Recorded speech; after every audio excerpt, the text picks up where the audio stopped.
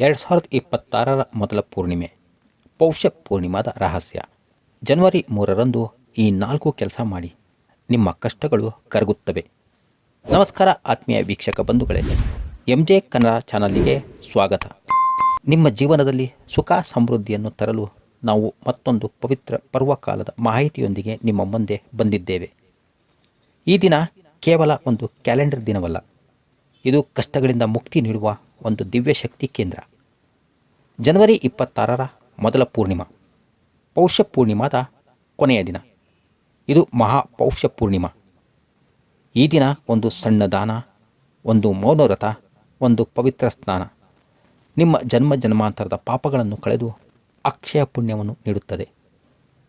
ಬನ್ನಿ, ಈಗ 2026 ಜನವರಿ 3ರ ಶನಿವಾರದಂದು ಬರುವ ಈ ಪವಿತ್ರ ದಿನದ ಮಹತ್ವವೇನು, ಈ ದಿನ ಯಾವ ಮಂತ್ರವನ್ನು ಪಠಿಸಬೇಕು, ಯಾವ ರೀತಿ ದಾನ ಮಾಡಬೇಕು ಮತ್ತು ಈ ದಿನ ನಿಮ್ಮ ಯಾವೆಲ್ಲ ಸಮಸ್ಯೆಗಳು ಕರಗಿ ಹೋಗುತ್ತವೆ ಎಂಬ ಕೆಲ ಮಹತ್ವದ ನಿಮಿಷಗಳ ಈ ವಿಡಿಯೋದಲ್ಲಿ ಪ್ರತಿಯೊಂದು ರಹಸ್ಯವನ್ನು ಶಾಸ್ತ್ರಾಧಾರಗಳೊಂದಿಗೆ ತಿಳಿಸಿಕೊಡುತ್ತೇವೆ.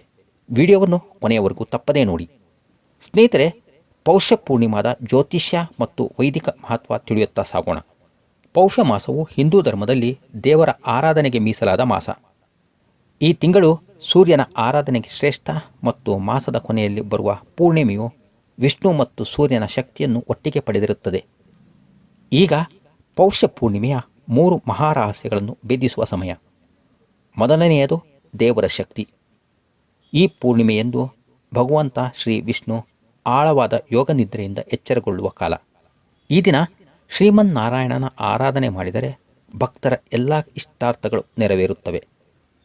ಎರಡನೆಯದು ಜ್ಯೋತಿಷ್ಯ ರಹಸ್ಯ, ಅಂದರೆ ಚಂದ್ರ ಮತ್ತು ಗುರು. ಪೂರ್ಣಿಮೆಯು ಚಂದ್ರನಿಗೆ ಅಧಿಪತಿ. ಪೌಷ ಮಾಸವು ಗುರುಗ್ರಹದ ಪ್ರಭಾವಕ್ಕೆ ಹೆಚ್ಚು ಒಳಗಾಗಿರುತ್ತದೆ. ಈ ದಿನ ಚಂದ್ರ ಮತ್ತು ಗುರುವಿನ ಸಂಪೂರ್ಣ ಕೃಪೆ ನಿಮ್ಮ ಮೇಲಿರುತ್ತದೆ. ಇದರಿಂದ ನಿಮ್ಮ ಜಾತಕದಲ್ಲಿರುವ ಮನಸ್ಸಿನ ದುರ್ಬಲತೆ, ಅಂದರೆ ಖಿನ್ನತೆ ಮತ್ತು ಆರ್ಥಿಕ ಅಸ್ಥಿರತೆಗಳು ದೂರವಾಗುತ್ತವೆ. ಮೂರನೆಯದು ಮಾಘ ಸ್ನಾನ ಆರಂಭ. ಈ ಪೂರ್ಣಿಮೆಯ ಮರುದಿನ ಪವಿತ್ರವಾದ ಮಾಘ ಮಾಸವು ಆರಂಭವಾಗುತ್ತದೆ. ಆದ್ದರಿಂದ ಈ ದಿನ ಪವಿತ್ರ ನದಿಗಳಲ್ಲಿ ಸ್ನಾನ ಮಾಡುವ ಮೂಲಕ ಮಾಘ ಮಾಸದ ಪುಣ್ಯವನ್ನು ಮೊದಲೇ ಪಡೆಯಬಹುದು. ಇದರಿಂದ ಅಕ್ಷಯ ಪುಣ್ಯ ಲಭಿಸುತ್ತದೆ. ಪೌಷ ಮಾಸದ ಹುಣ್ಣಿಮೆಯೆಂದು ನಾವು ಮಾಡುವ ಪ್ರತಿಯೊಂದು ಧಾರ್ಮಿಕ ಕಾರ್ಯವು ಕೋಟಿಪಟ್ಟು ಪುಣ್ಯವನ್ನು ತಂದುಕೊಡುತ್ತದೆ. ಹಾಗಾಗಿ ಈಗ ಈ ಪುಣ್ಯವನ್ನು ಪಡೆಯುವ ವಿಧಿವಿಧಾನಗಳನ್ನು ತಿಳಿಸಿಕೊಡುತ್ತೇವೆ. ಪೌಷ ಪೂರ್ಣಿಮೆಯ ದಿನ ಆಚರಿಸಬೇಕಾದ 4 ಪ್ರಮುಖ ವಿಧಿವಿಧಾನಗಳು ಹೀಗಿವೆ. ಒಂದನೆಯದು ಪವಿತ್ರ ಸ್ನಾನ, ಅಂದರೆ ಪೌಷ ಸ್ನಾನವನ್ನು ಸೂರ್ಯೋದಯಕ್ಕೂ ಮುನ್ನ, ಅಂದರೆ 2026ರ ಜನವರಿ 3ರಂದು ಶನಿವಾರ ಬೆಳಗ್ಗೆ 5ರಿಂದ 6:30ರ ನಡುವೆ ಸ್ನಾನ ಮುಗಿಸಿರಬೇಕು. ಸಾಧ್ಯವಾದರೆ ಹತ್ತಿರದ ನದಿ ಅಥವಾ ಪವಿತ್ರ ಜಲಾಶಯದಲ್ಲಿ ಸ್ನಾನ ಮಾಡಿ. ಸಾಧ್ಯವಾಗದಿದ್ದರೆ ಮನೆಯಲ್ಲಿ ಸ್ನಾನ ಮಾಡುವ ನೀರಿಗೆ ಸ್ವಲ್ಪ ಗಂಗಾಜಲ ಮತ್ತು ಶುದ್ಧ ಎಳ್ಳನ್ನು ಸೇರಿಸಿ ಸ್ನಾನ ಮಾಡುವಾಗ ಗಂಗೆ ಚ ಯಮುನೆ ಚೈವ ಗೋದಾವರಿ ಸರಸ್ವತಿ ನರ್ಮದೆ ಸಿಂಧು ಕಾವೇರಿ ಜಲೇಸ್ಮಿನ್ ಸನ್ನಿಧಿಂ ಕುರು ಎಂಬ ಶ್ಲೋಕವನ್ನು ಹೇಳಿದಾಗ ಈ ಸ್ನಾನವು ಕೇವಲ ದೇಹ ಶುದ್ಧಿಯಲ್ಲ, ಮನಸ್ಸಿನ ಶುದ್ಧಿಯನ್ನು ನೀಡುತ್ತದೆ. ಸಕಲ ರೋಗಗಳು ದೂರವಾಗುತ್ತವೆ. ಎರಡನೆಯದು ಉಪವಾಸ ವ್ರತ. ಪೌಷ ಪೂರ್ಣಿಮೆಯ ದಿನ ಸೂರ್ಯೋದಯದಿಂದ ಚಂದ್ರೋದಯದವರೆಗೆ ಉಪವಾಸವಿರಬೇಕು. ನೀರು ಮತ್ತು ಹಣ್ಣುಗಳನ್ನು ಮಾತ್ರ ಸೇವಿಸಬಹುದು. ವ್ರತದ ಮುಖ್ಯ ಉದ್ದೇಶವೇನೆಂದರೆ ಮೌನ ಮತ್ತು ಧ್ಯಾನವನ್ನು ಆಚರಿಸುವುದು. ಮೌನ ವ್ರತದ ಮಹತ್ವವೇನೆಂದರೆ ಮಾತಿನಿಂದ ಆಗುವ ಪಾಪಗಳು ಈ ದಿನದ ಮೌನ ವ್ರತದಿಂದ ಕಳೆಯುತ್ತವೆ. ಭವಿಷ್ಯದಲ್ಲಿ ನಿಮ್ಮ ಮಾತು ಶುದ್ಧವಾಗಿ ನೀವು ಮಾತನಾಡುವ ಪ್ರತಿಯೊಂದು ವಿಷಯದಲ್ಲೂ ಸತ್ಯ ಮತ್ತು ಧರ್ಮ ನೆಲೆಸುವ ಪ್ರಯತ್ನ ಆರಂಭಿಸಿದಂತಾಗುತ್ತದೆ. ಈ ಸಂದರ್ಭದಲ್ಲಿ ದಿನವಿಡೀ ನಿಮ್ಮ ಇಷ್ಟ ದೇವರ ಮಂತ್ರವನ್ನು ಪಠನೆ ಮಾಡಿ. ಉದಾಹರಣೆಗೆ ಓಂ ನಮೋ ಭಗವತೆ ವಾಸುದೇವಾಯ ಎಂದು ಮನಸ್ಸಿನಲ್ಲಿ ಜಪಿಸುತ್ತಿರಿ. ಮೂರನೆಯದು ಸೂರ್ಯ ಮತ್ತು ಚಂದ್ರ ಪೂಜೆ. ಸೂರ್ಯ ಪೂಜೆ ಬೆಳಗ್ಗೆ ಸ್ನಾನದ ನಂತರ ಸೂರ್ಯ ದೇವರಿಗೆ ಕೆಂಪು ಚಂದನ, ಕೆಂಪು ಹೂವು ಮತ್ತು ಸ್ವಲ್ಪ ಬೆಲ್ಲ ಬೆರೆಸಿದ ನೀರನ್ನು ಅರ್ಘ್ಯ ನೀಡಿ. ಹೀಗೆ ಸೂರ್ಯನಿಗೆ ಪ್ರಾರ್ಥನೆ ಸಲ್ಲಿಸುವುದರಿಂದ ಆರ್ಥಿಕ ಸ್ಥಿತಿ ಬಲಗೊಳ್ಳುತ್ತದೆ.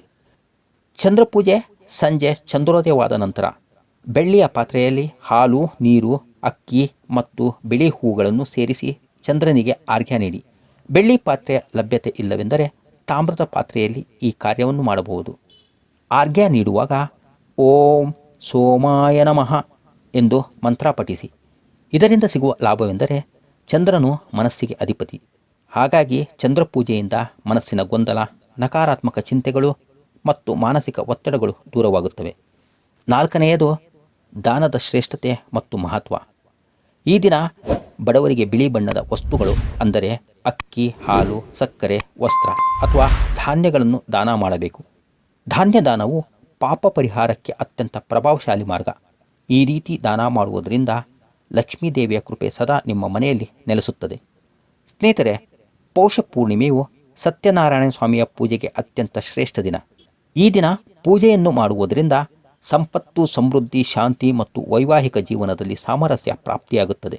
ಅದಕ್ಕಾಗಿ ಸತ್ಯನಾರಾಯಣ ವ್ರತಕತೆ ಮತ್ತು ಪೂಜಾ ಕೈಪಿಡಿ ಹೀಗಿದೆ. ಮೊದಲಿಗೆ ಪೂಜಾ ಸಿದ್ಧತೆಗಳು ಹೀಗಿರಬೇಕು. ಪೂಜೆಯ ಸ್ಥಳವನ್ನು ಸ್ವಚ್ಛಗೊಳಿಸಿ ರಂಗೋಲಿಯಿಂದ ಅಲಂಕರಿಸಿ. ವಿಷ್ಣು ದೇವರಿಗೆ ಪೀಠ ಅಥವಾ ಮಣೆಯನ್ನು ಸಿದ್ಧಪಡಿಸಿ. ಕೆಂಪು ಅಥವಾ ಹಳದಿ ಬಣ್ಣದ ವಸ್ತ್ರ ಹಾಸಿ. ಬೇಕಾಗುವ ಪೂಜಾ ಸಾಮಗ್ರಿಗಳೆಂದರೆ ಕಲಶ, ಗಣೇಶ ವಿಗ್ರಹ, ಲಕ್ಷ್ಮೀ ವಿಷ್ಣು ಚಿತ್ರಪಟ ಅಥವಾ ಫೋಟೋ, ಅಕ್ಷತೆ, ಚಂದನ, ಹೂವು, ತುಳಸಿ ಎಲೆಗಳು, ಪಂಚಾಮೃತ, ದೀಪ. ಇದರೊಂದಿಗೆ ಗೋಧಿ ಹಿಟ್ಟು, ಹಾಲು, ಸಕ್ಕರೆ ಮತ್ತು ಬಾಳೆಹಣ್ಣನ್ನು ಬಳಸಿ ಪಂಚಾಮೃತದಿಂದ ತಯಾರಿಸಿದ ಸಿಹಿಯಾದ ಪ್ರಸಾದ ಶ್ರೇಷ್ಠ. ಇನ್ನು ಪೂಜಾ ವಿಧಿ ಮತ್ತು ಸಂಕಲ್ಪ. ಶುಭ ಮುಹೂರ್ತದಲ್ಲಿ ಪೂಜೆಗೆ ಕುಳಿತು ಕೈಯಲ್ಲಿ ನೀರು ಹಿಡಿದು ನಿಮ್ಮ ಗೋತ್ರದ ಹೆಸರು ಹೇಳಿ ನಿಮ್ಮ ಇಷ್ಟಾರ್ಥ ಸಿದ್ಧಿಗಾಗಿ ಸತ್ಯನಾರಾಯಣ ವ್ರತ ಮಾಡುತ್ತಿರುವುದಾಗಿ ಸಂಕಲ್ಪ ಮಾಡಿ. ಮೊದಲಿಗೆ ಗಣೇಶ ಪೂಜೆ. ಯಾವುದೇ ಶುಭ ಕಾರ್ಯಕ್ಕೂ ಮೊದಲು ಗಣಪತಿಯ ಆರಾಧನೆ ಕಡ್ಡಾಯ. ನಂತರ ಸತ್ಯನಾರಾಯಣ ಪೂಜೆ. ಶ್ರೀಹರಿಗೆ ಪಂಚಾಮೃತ ಅಭಿಷೇಕ ಮಾಡಿ ತುಳಸಿದಳ, ಹಳದಿ ಹೂವು ಮತ್ತು ಶ್ರೀಗಂಧದಿಂದ ಅಲಂಕರಿಸಿ ಅಷ್ಟೋತ್ತರ ಅಥವಾ ವಿಷ್ಣು ಸಹಸ್ರನಾಮ ಪಠಿಸಿ. ಈಗ ಕಥಾಶ್ರವಣ. ಪೂಜೆಯ ಅತ್ಯಂತ ಮುಖ್ಯ ಭಾಗ ಸತ್ಯನಾರಾಯಣ ಸ್ವಾಮಿ ವ್ರತದ ಕಥೆಯನ್ನು ಶ್ರದ್ಧೆಯಿಂದ ಕೇಳುವುದು ಅಥವಾ ಓದುವುದು. ಈ ಕಥೆಯನ್ನು ಕೇಳುವಾಗ ನಿಮ್ಮ ಕಷ್ಟಗಳ ಕುರಿತು ಮನಸ್ಸಿನಲ್ಲಿ ಪ್ರಾರ್ಥಿಸಿ. ಕೊನೆಯದಾಗಿ ಆರತಿ ಮತ್ತು ಪ್ರಸಾದ. ಆರತಿ ಮಾಡಿ ಸಿದ್ಧಪಡಿಸಿದ ಪ್ರಸಾದವನ್ನು ಮೊದಲು ದೇವರಿಗೆ ಅರ್ಪಿಸಿ. ನಂತರ ಕುಟುಂಬ ಸದಸ್ಯರು ಮತ್ತು ನೆರೆಹೊರೆಯವರಿಗೆ ಹಂಚಿ. ಈ ಪೂಜೆಯನ್ನು ಶ್ರದ್ಧೆಯಿಂದ ನೆರವೇರಿಸಿದರೆ ಸತ್ಯದ ಮಾರ್ಗದಲ್ಲಿ ಸಾಗಲು ವಿಷ್ಣುವು ನಿಮಗೆ ಶಕ್ತಿ ನೀಡುತ್ತಾನೆ ಮತ್ತು ಎಲ್ಲ ಸಮಸ್ಯೆಗಳಿಗೆ ನ್ಯಾಯಯುತವಾದ ಪರಿಹಾರ ದೊರೆಯುತ್ತದೆ.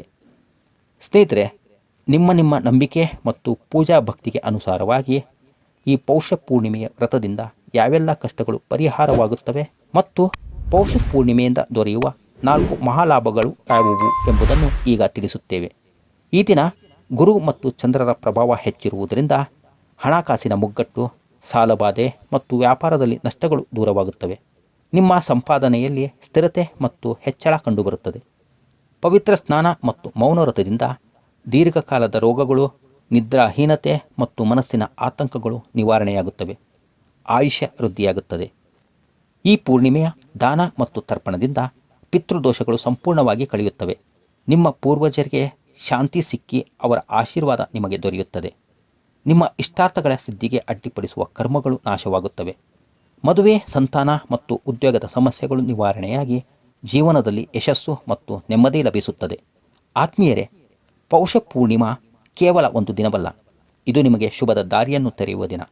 2026ರ ಆರಂಭದಲ್ಲಿ ನೀವು ಈ ವಿಧಿಗಳನ್ನು ಶ್ರದ್ಧೆಯಿಂದ ಆಚರಿಸಿ ಭಗವಂತನ ಕೃಪೆಗೆ ಪಾತ್ರರಾಗಿ ನಿಮ್ಮ ಜೀವನವು ಸುಖ ಶಾಂತಿಯಿಂದ ತುಂಬಿರಲಿ ಎಂದು ಹಾರೈಸುತ್ತೇವೆ.